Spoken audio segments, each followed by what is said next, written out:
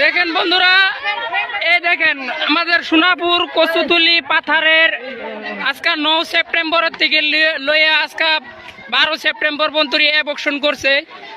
ইতিমধ্যে কোনো মিডিয়া নাই, মিডিয়ারে ফোন মারা হয়েছে, মিডিয়ার মোবাইল টোটাল সুইচ অফ। মিডিয়াকে ফোন মারলে মিডিয়া তো আসেই না, বরঞ্চ তারা উল্টা পাল্টা কিছু কয়। আর আজকে একটা ঘটনা হয়েছে, দেখেন এই যে একজন মানুষ পুলিশে ডাইরেক্ট গুলি করছে, আরো টোটাল ম্যাক্সিমাম 10-15 জন মানুষকে গুলি করা হয়েছে। কিন্তু একজন মানুষ এই যে গুলি করছে, পাওয়ার মাঝে গুলি করছে, আরো 4-5 জন মানুষ আছে। ভাই প্লিজ সারা আসামের মানুষকে একটা অনুরোধ জানাই, এই ভিডিওটা বহুত শেয়ার করবেন প্লিজ।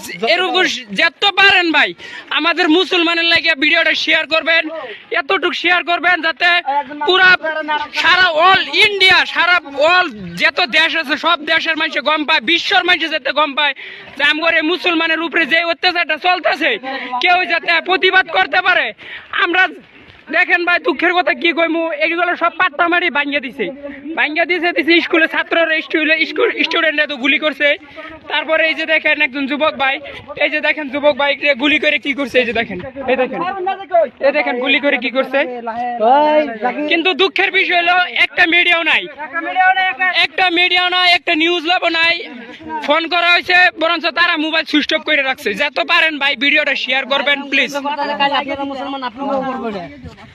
সারা বিশ্বের মুসলমানদের জানাজানি করে দেন যাতে আমাদের উপরে কিছু একটা সহায় করে, এটা অনুরোধ করে ভিডিওটা সবাই শেয়ার করবেন।